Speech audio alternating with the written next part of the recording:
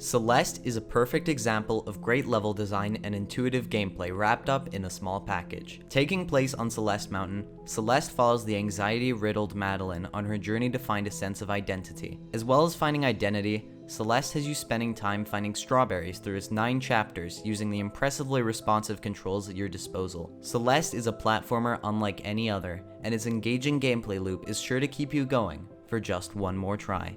This game, while incredibly fun, has broken me. I'm addicted, I'm sleep deprived, but most importantly, I'm Chepek, and this is Celeste.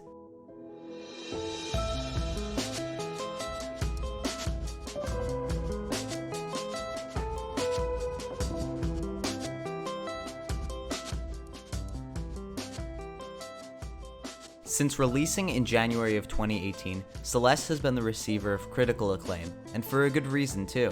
Behind the curtains though, Celeste isn't exactly the game you'd expect it to be. Madeline, the protagonist, is someone who struggles with anxiety. She leaves her home and drives out to Celeste Mountain on a journey to find herself.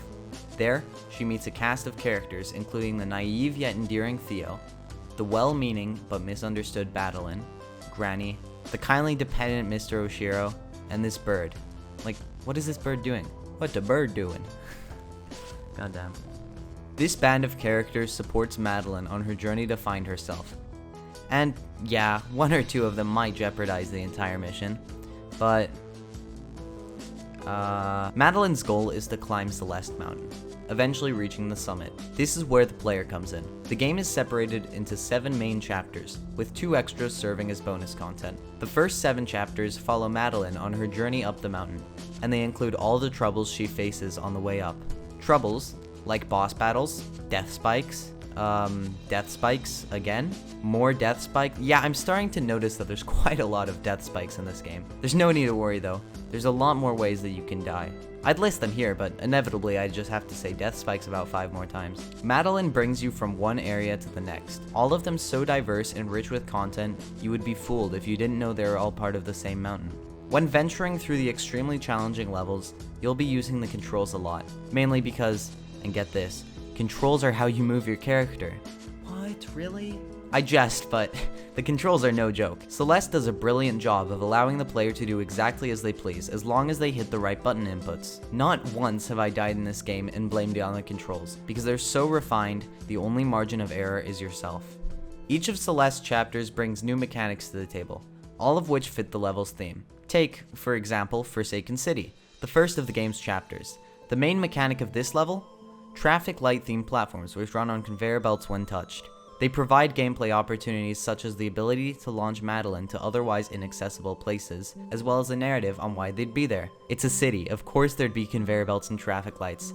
Having a city without those is like playing as Madeline without a dash. It's absurd. Wait, what's that? They actually did that? There's a level that stops Madeline's dash from recharging? Oh my god, this game. Speaking of Madeline's dash, it's a pretty important gameplay mechanic, which is why they shouldn't take it away. The dash allows you to easily change direction mid-air. As well as that, it provides a short but strong speed boost. Only usable once mid-air before you have to land, allowing it to recharge. The dash can be pretty powerful if you manage to use it right. You can even use momentum to launch yourself forward at great speeds. The dash only adds to the tight-knit controls, and it can be used for some pretty crazy stunts. Touching back on level mechanics, they get quite insane. Some of them are universal and can appear in every chapter, such as gems. Gems, when touched, have the ability to replenish your dash. Normally this wouldn't be of much use, seeing as your dash recharges every time you touch the ground, but gems allow the chaining of multiple dashes mid-air, so that you can easily make it over a large gap where one dash wouldn't suffice. And while there are very short buffs in this game such as double gems, when going through Celeste, you never really unlock any permanent upgrades, or anything that helps you get to the levels easier than before. Celeste is purely mechanics based. If you're a seasoned player and you're opening a new save file, chances are you're gonna do great, because skill has absolutely nothing to do with your in-game level or how many upgrades you have. Skill is completely based on the player and their experiences, and that's something that I really admire about the game. It teaches players that yes, they will get better with practice. Yes, it might take a while, and yes, we will not hesitate in killing you, but they will make it in the end. As long as, of course, you're not talking about farewell, in that case all those statements are void and meaningless. Every chapter has hidden strawberries ready to be collected, serving as the game's source of collectibles. But remember, strawberries will impress your friends. But that's about it. Oh yeah, and they will completely destroy your social life as you drift further and further away from your family in pursuit of a digital fruit. But yeah, go ahead. Only collect them if you really want to. Strawberries aren't the only pixelated item you're going to be throwing your life away for. Celeste has secret crystal hearts that can be found in every level, each of them requiring some sort of puzzle to unlock. Once collected, you can use these hearts to enter later bonus chapters. That's not where content ends either. B-side cassette tapes are hidden in every level, and when collected, it will allow you to play a much more difficult level in the same setting, essentially doubling the game's content. B-side levels are a surprise to be sure, but a welcome one. B-side levels feature remixed music by different artists, and while they ramp up the difficulty a bit, they are some of the most enjoyable parts of this game. And just as you're starting to enjoy the game, boom! Celeste sends a sucker punch your way. I'm of course talking about C-sides. Essentially B-sides, but more difficult in every way. You can tell that because they added a C to the start instead of B. And as we all know, C comes after B in the alphabet. Luckily, these short bursts of pain have some kind of payoff. Extra crystal hearts are rewarded to the player for completing additional levels. You unlock a red heart for each B-side you complete, and a yellow heart for each C-side you complete. These hearts can be used to unlock future gates that will block you from entering chapters 8 and 9. Once you've reached the required number of hearts, you can enter the first of Celeste's bonus levels, which instead of climbing a mountain, has you exploring underground lava caves. Venture through these caves to get closer to the core of the mountain, and find secrets hidden within. Will these secrets reveal more to Madeline about who she is? Will they show her the stuff of nightmares? Who knows? I mean, I know, but this is the part where I'm trying to shield the game. Speaking of nightmares, this game's final level is definitely one of them. Farewell, the last level of the entire game, is so painful to play through, but with all the meticulous work put into perfecting the core gameplay, it was a joy at the same time, you know, unlike the Pantheon of Paliness. Tell me, how long should a typical video game level last? 20 minutes? An hour even? Farewell took me 17 hours to beat. And honestly, I look back on it with fond memories. Not fond enough memories to attempt it deathless and collect the golden berry, of course, but fond memories nonetheless. If you haven't played Celeste, or are choosing not to play Farewell for whatever reason, I encourage you do.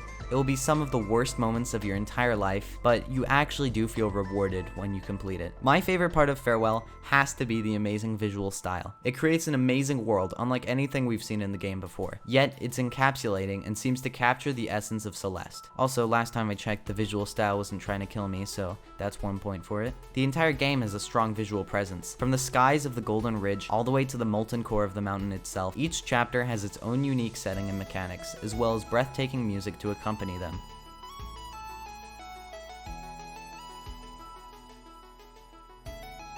Looking at Celeste now, you'd never be able to tell that it was an adaptation of Maddie Thorson and Noel Berry's 2015 game of the same name.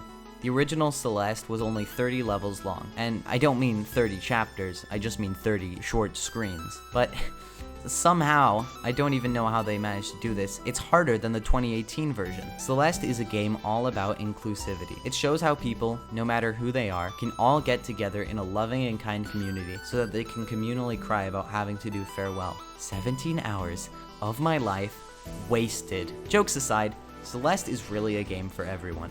Extremely OK Games made sure of this. They implemented options such as assist mode, which allows struggling players to play a game that they otherwise wouldn't have. As well as this, Celeste is home to many mods and custom maps that push the players to go even further, using mod engines like the Everest launcher, and amazing campaigns like the Spring collab. Celeste is a marriage of strong narrative and even stronger gameplay. This game has you pumped with adrenaline 1 second and crying on the floor the next.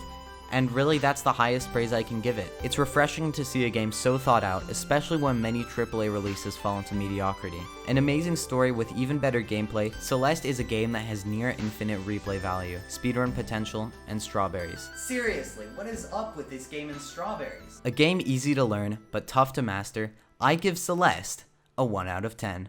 And no, I am not proud of my death count. Thanks for watching the video, I hope you enjoyed it. If you did, please be sure to like and subscribe, and if you didn't like it but have somehow watched it in its entirety, then feel free to dislike and unsubscribe. Celeste is a great game, the gameplay is amazing, the music is amazing, the story is amazing. Everything about this game is just, well, amazing. Although I don't think I can ever get back the time that I lost dying over and over and over again. Nonetheless, thank you to Mini Pretzels for recording lots of the footage you see in this video. I've been Chepek. In fact, I still am Chepek. and I'll see you next time where I awkwardly waddle to the nearest lemonade stand.